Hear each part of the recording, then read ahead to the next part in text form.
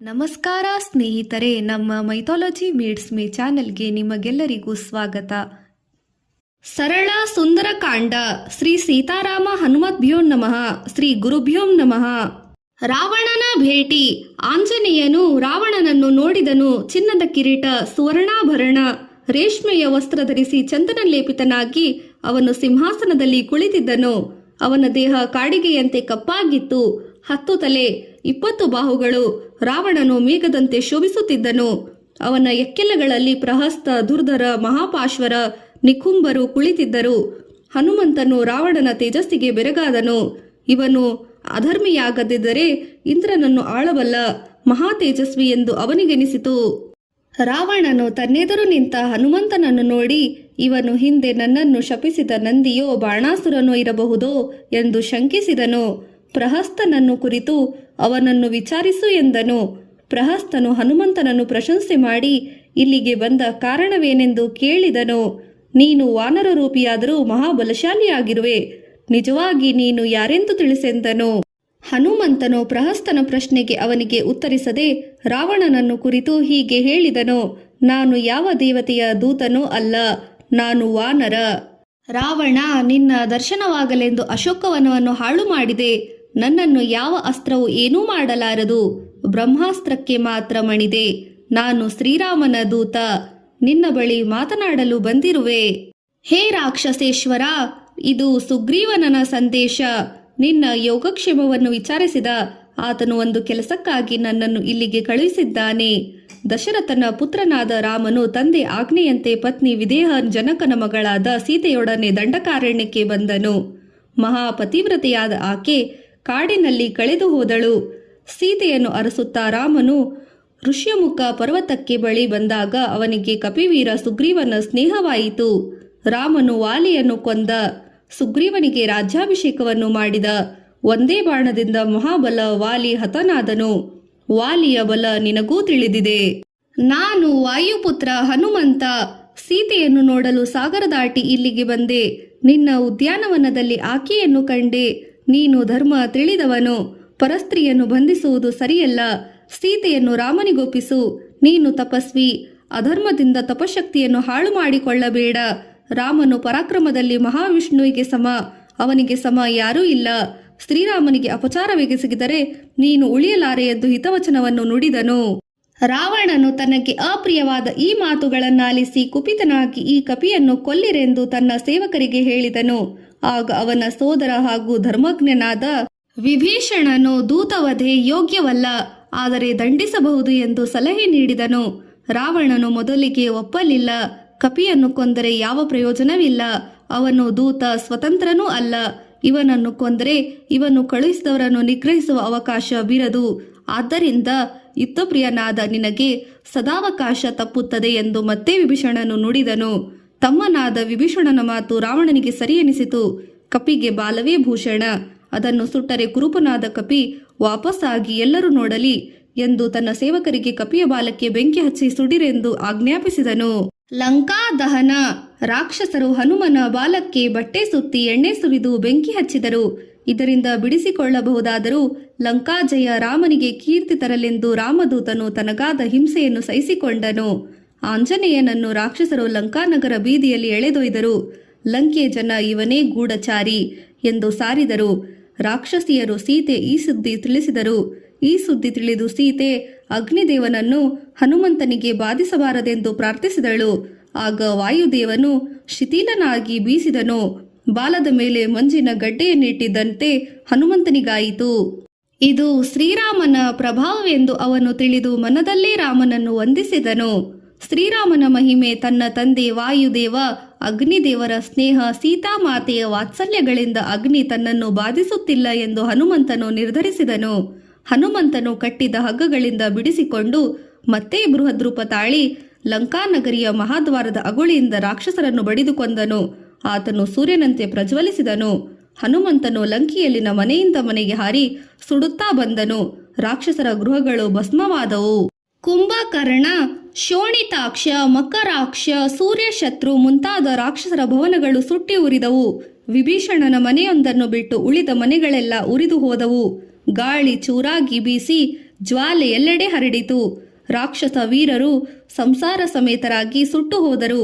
ಉಳಿದವರು ದುಃಖ ಪಡುತ್ತಾ ಓಡಿ ಹೋದರು. ಹೀಗೆ ಲಂಕಾದಹನ ಮಾಡಿ ಸಾವಿರಾರು ರಾಕ್ಷಸರನ್ನು ಕೊಂದು ಕಪಿವೀರನಾದ ಹನುಮಂತನು ತ್ರಿಕೂಟ ಪರ್ವತ ಶಿಖರವನ್ನೇರಿ ಕುಳಿತನು. ದೇವ ಋಷಿ ಗಂಧರ್ವ ಮುನಿಗಳು ಆನಂದಿತರಾದರು. ಕಾರ್ಯ ಸಾಧನೆ ಸಫಲ. ಲಂಕೆಯ ದಹನದ ನಂತರ ತನ್ನ ಬಾಲವನ್ನು ಸಮುದ್ರದಲ್ಲಿ ಅದ್ದಿ ಹನುಮಂತನು ಅದಕ್ಕೆ ತಗುಲಿದ ಬೆಂಕಿಯನ್ನಾರಿಸಿದನು. ಆಗ ಸೀತೆಗೇನಾಯಿತೋ ಎಂಬ ಆತಂಕ ಹನುಮಂತನಿಗಾಯಿತು. ಆದರೆ ಆಕಾಶದಲ್ಲಿ ಚಾರಣರು ಸೀತೆ ಉಳಿದಿರುವುದೆಂದು ಆಕೆಯ ಪಾತಿವ್ರತ್ಯದ ಫಲವೆಂದು ಮಾತನಾಡಿಕೊಂಡಿದ್ದು ಆಂಜನೇಯನಿಗೆ ಕೇಳಿಸಿತು. ತಾನು ಸೀತೆಯನ್ನು ಮತ್ತೆ ಪ್ರತ್ಯಕ್ಷವಾಗಿ ನೋಡಿ ನಂತರ ಹಿಂತಿರುಗಬೇಕೆಂದು ಆತ ನಿರ್ಧರಿಸಿದನು. ಆಂಜನೇಯನು ಶಿಂಶಪಾ ವೃಕ್ಷದ ಬಳಿ ಬಂದು ಸೀತೆಗೆ ನಮಸ್ಕರಿಸಿ ತಾವು ಉಳಿದದ್ದು ನನ್ನ ಭಾಗ್ಯ ಎಂದು ಹೇಳಿದನು. ಆಗ ಸೀತೆ ಅವನಿಗೆ, ವೀರಾಗ್ರಣೆ, ನೀನು ಮಹಾಬಲಶಾಲಿಯೋ ಸರಿ, ನೀನು ರಾಮನಿಂದ ಪರಾಕ್ರಮ ಪ್ರದರ್ಶನವಾಗಿ ನನ್ನನ್ನು ಬಿಡಿಸಬೇಕು ಎಂದು ಹೇಳಿದಳು. ಸೀತೆಯನ್ನು ಸಮಾಧಾನಪಡಿಸಿ ಹನುಮಂತನು ಆಕೆ ಅಪ್ಪಣೆ ಪಡೆದು ಹೊರಟನು. ಹನುಮಂತನು ಅರಿಷ್ಟ ಪರ್ವತವನ್ನೇರಿ ನಿಂತು ಸುತ್ತಲೂ ಕಣ್ಣು ಹಾಯಿಸಿದನು. ಮನೋಹರವಾದ ಅರಣ್ಯ ಕಾಣಿಸಿತು. ಮಹಾಸಾಗರವನ್ನೊಮ್ಮೆ ನೋಡಿ ತನ್ನ ದೇಹವನ್ನು ಬೆಳೆಸಿದನು. ನಂತರ ಆಕಾಶಕ್ಕೆ ನೆಗೆದನು. ಅವನ ನೆಗೆತದ ವೇಗಕ್ಕೆ ಪಕ್ಷಿ, ಮೃಗ, ವನಚರ, ವಿದ್ಯಾಧರರು ಬೆದರಿ ಚದುರಿದರು. ಅಪಾರವಾದ ಸಾಗರವನ್ನು ಅನಾಯಾಸವಾಗಿ ಹಾರಿ ಹೋಗುತ್ತಿದ್ದನು. ಬಿಳಿಯ ವಸ್ತ್ರಧಾರಿಯಾಗಿ ಹನುಮಂತನು ಚಂದ್ರನಂತೆ ಮೋಡದಲ್ಲಿ ಮರೆಯಾಗಿ ಮತ್ತೆ ಕಾಣಿಸುತ್ತಿದ್ದ. ಮೇನಾಕ ಪರ್ವತವು ಮೈದಡವಿ ಮಹೇಂದ್ರ ಪರ್ವತವನ್ನು ದೂರದಿಂದ ನೋಡಿ ಹರ್ಷದಿಂದ ಸಿಂಹನಾದವನ್ನು ಮಾಡಿದನು. ಕಪಿಗಳ ಭೇಟಿ. ಕಪಿಗಳು ದೂರದಿಂದಲೇ ತಮ್ಮ ಗೆಳೆಯ ಆಪ್ತ ಬಂಧು ಆಂಜನೇಯನನ್ನು ಕಂಡು ಹಿಗ್ಗಿ ಕಿರುಚಾಡಿ ನೆಗೆದಾಡಿದರು. ಮಹೇಂದ್ರಗಿರಿಯ ಮೇಲೆ ಪರ್ವತದಂತೆ ಹನುಮಂತನು ಆಕಾಶದಿಂದ ಧುಮುಕಿದನು. ಕಪಿವೀರರು ಅವನನ್ನು ಸುತ್ತುವರಿದು ಹಣ್ಣು ಹಂಪಲು ಗಡ್ಡೆ ಗೆಣಸುಗಳನ್ನು ಕಾಣಿಕೆ ಇತ್ತರು. ಸೀತಾದೇವಿಯನ್ನು ನೋಡಿ ಬಂದೆ ಎಂದು ಸಂಕ್ಷಿಪ್ತವಾಗಿ ವೃತ್ತಾಂತವನ್ನು ತಿಳಿಸಿದನು. ಹನುಮಂತನು ನಂತರ ಅಲ್ಲಿನ ಒಂದು ಬಂಡೆಯೊಂದರ ಮೇಲೆ ಕುಳಿತನು. ಅಂಗದಾದಿ ವಾನರರು ಅವನನ್ನು ಅಪ್ಪಿ ಆನಂದದಿಂದ ಉಬ್ಬಿದರು. ತಮ್ಮ ಬಾಲವನ್ನು ನಿಮಿರಿಸಿ ಸಂತೋಷ ತೋರಿಸಿ ಹನುಮಂತನನ್ನು ಸ್ತುತಿಸಿದರು. ನಮ್ಮ ಪ್ರಾಣದಾತ ನೀನೆಂದರು. ಜಾಂಬವಂತನು, ಮಗ, ನೀನು ಸೀತೆಯನ್ನು ಹೇಗೆ ನೋಡಿದೆ? ರಾವಣನು ಅವಳನ್ನು ಹೇಗೆ ನೋಡಿಕೊಳ್ಳುತ್ತಿದ್ದಾನೆ ಎನ್ನಲು ಆಂಜನೇಯನು ತಾನು ಅಲ್ಲಿಂದ ಹಾರಿದಾಗಿನಿಂದ ನಡೆದ ಎಲ್ಲಾ ಸಂಗತಿಗಳನ್ನೆಲ್ಲ ತಿಳಿಸಿದನು. ಅಂಗದನು ಸೀತೆಯನ್ನು ಕರೆತರಬೇಕಿಲ್ಲ ಎಂದನು. ಜಾಂಬವಂತನು ದೂತನಿಗೆ ಸೀತೆಯನ್ನು ಹುಡುಕಬೇಕು ಎಂಬ ಆಜ್ಞೆ ಮಾತ್ರವಿದೆ. ಶ್ರೀರಾಮನಾಗಲಿ ಸುಗ್ರೀವನಾಗಲಿ ಆಕೆಯನ್ನು ಕರೆತರಲು ಹೇಳಲಿಲ್ಲ. ಪುರುಷ ಸಿಂಹನಾದ ರಾಮನೇ ಅದನ್ನು ಮಾಡಲಿ. ಅದೇ ರಾಮನ ಪ್ರತಿಜ್ಞೆ ಅಲ್ಲವೇ ಎಂದನು. ಕಪಿವೀರರ ಆನಂದ. ಕಪಿವೀರರೆಲ್ಲ ಆನಂದದಿಂದ ಮನೋಹರವಾದ ಸುಗ್ರೀವನ ಮಧುವನಕ್ಕೆ ತಲುಪಿದರು. ಸುಗ್ರೀವನ ಸೋದರ ಮಾವನಾದ ದದಿಮುಖನು ಅವನನ್ನು ರಕ್ಷಿಸಿದನು. ಅಂಗದನ ಅನುಮತಿ ಪಡೆದ ಕಪಿಗಳು ಮಧುವನಕ್ಕೆ ಲಗ್ಗೆ ಹಾಕಿ ಮಧುಪಾನ ಮಾಡಿದರು. ಮದವೀರಿದ ಕಪಿಗಳು ನೆಗೆದಾಡಿದರು. ದದಿಮುಖನನ್ನು ಲೆಕ್ಕಿಸದೆ ಕಚ್ಚಿ ಒದ್ದು ಹೊಡೆದು ಮಧುವನವನ್ನೇ ಬರಿದಾಗಿಸಿದರು. ಹನುಮಂತನು ತನ್ನ ಗೆಳೆಯರಿಗೆ ಮಧುಪಾನ ಮಾಡಿ ಹಿಗ್ಗಿರೆಂದನು. ಅಂಗದನು ದದಿಮುಖನನ್ನು ಘಾತಿಸಿದನು. ಇದರಿಂದ ಕುಪಿತನಾದ ಅವನು ಸುಗ್ರೀವನಲ್ಲಿ ದೂರಿದನು. ಸುಗ್ರೀವನು ಕಪಿಗಳ ಸೀತಾದರ್ಶನ ವಾರ್ತೆಯಿಂದ ಹೀಗೆ ಮಾಡಿರಬಹುದೆಂದು ಊಹಿಸಿ ಕಪಿಗಳನ್ನು ತನ್ನಲ್ಲಿ ಕಳುಹಿಸಬೇಕೆಂದು ಹೇಳಿದನು. ಸುಗ್ರೀವನು ಲಕ್ಷ್ಮಣನಿಗೆ ಈ ವಾರ್ತೆಯನ್ನು ತಿಳಿಸಿ ಕಾರ್ಯಸಿದ್ಧಿ ಸಾಧನೆಯಾಗಿದೆ, ಸೀತೆಯ ಸುದ್ದಿ ತಿಳಿದಿದೆ ಎಂದು ನುಡಿದನು. ಜಾಂಬವಂತ ಅಂಗದ ಹನುಮಂತ ಈ ವೀರತ್ರಯವಿದ್ದಾಗ ಸೊಲೆಂಬ ಮಾತೇ ಇಲ್ಲವೆಂದನು. ದದಿಮುಖನು ಅಂಗದನಿಗೆ ಕೂಡಲೇ ಸುಗ್ರೀವನನ್ನು ಭೇಟಿ ಮಾಡುವಂತೆ ತಿಳಿಸಿದನು. ಅಂಗದನ ಸಲಹೆಯಂತೆ ಕಪಿವೀರರು ಸುಗ್ರೀವನೆತ್ತೆ ಹಾರಿದರು. ಸುಗ್ರೀವನು ಶ್ರೀರಾಮನಿಗೆ ಸಮಾಧಾನ ಮಾಡಿ, ಶುಭವಾರ್ತೆ ಬಂದಿದೆ, ವಾನರರು ಹರ್ಷಿತರಾಗಿದ್ದಾರೆ, ಹನುಮಂತನು ಹಿಂತಿರುಗಿ ಬಂದಿದ್ದಾನೆ, ಜಯ ಕಾರ್ಯ ಸಾಧನೆ ಖಚಿತವಾಗಿದೆ ಎಂದನು. ಶ್ರೀರಾಮನ ದರ್ಶನ. ಹನುಮಂತನು ಶ್ರೀರಾಮನಿಗೆ ತಲೆಬಾಗಿ ದೇವಿಯು ಕ್ಷೇಮದಿಂದ ಇದ್ದಾಳೆ ಎಂದು ನಿವೇದಿಸಿದನು. ರಾಮನಿಗೆ ಹನುಮಂತನೇ ಈ ಕಾರ್ಯ ಸಾಧನೆ ಮಾಡಿರುವುದೆಂದು ತಿಳಿದಿತು. ಶ್ರೀರಾಮನು ಸಂತುಷ್ಟನಾಗಿ ಹೆಮ್ಮೆಯಿಂದ ಹನುಮಂತನನ್ನು ನೋಡಿದನು. ಆಗ ವಾನರರು ಪ್ರಸ್ಥವರ್ಣ ಪರ್ವತವನ್ನು ತಲುಪಿಸಿ ಸೀತಾ ವೃತ್ತಾಂತವನ್ನು ವಿವರವಾಗಿ ನಿವೇದಿಸಿದರು. ಆಗ ಆಂಜನೇಯನೇ ಶ್ರೀರಾಮನಿಗೆ ಸೀತೆಯ ದರ್ಶನ ಮಾಡಿ ಬಂದ ವಿಚಾರವನ್ನು ವಿವರಿಸಿದನು. ಸೀತಾದೇವಿಯ ಸಂದೇಶವನ್ನು ತಿಳಿಸಿದ ನಂತರ ಆಕೆ ಹೇಳಿದ ವಾಯಸ ವೃತ್ತಾಂತವನ್ನು ನೆನಪಿಸಿ ಶ್ರೀರಾಮನಿಗೆ ಸೀತಾದೇವಿಯತ್ತ ಚೂಡಾಮಣಿಯನ್ನು ಸಮರ್ಪಿಸಿದನು. ಶ್ರೀರಾಮನು ಚೂಡಾಮಣಿಯನ್ನು ಎದೆಗೊತ್ತಿಕೊಂಡು ಗಳಗಳನ್ನೇ ಅತ್ತನು. ಲಕ್ಷ್ಮಣನು ಕಣ್ತುಂಬಿ ಅತ್ತು ಬಿಟ್ಟನು. ಈ ರತ್ನವನ್ನು ನೋಡಿ ನನ್ನ ಹೃದಯವೇ ಕರಗಿದೆ ಎಂದು ಸುಗ್ರೀವನಿಗೆ ಹೇಳಿದನು. ಹನುಮಂತನಿಂದ ಸೀತೆ ಹೇಳಿದ ಮಾತುಗಳನ್ನು ಮತ್ತೆ ಕೇಳಿ ತಿಳಿದನು. ಹನುಮಂತನು ರಾಮನಿಗೆ ಸೀತಾ ಸಂದೇಶವನ್ನು ವಿಸ್ತಾರವಾಗಿ ತಿಳಿಸಿದನು.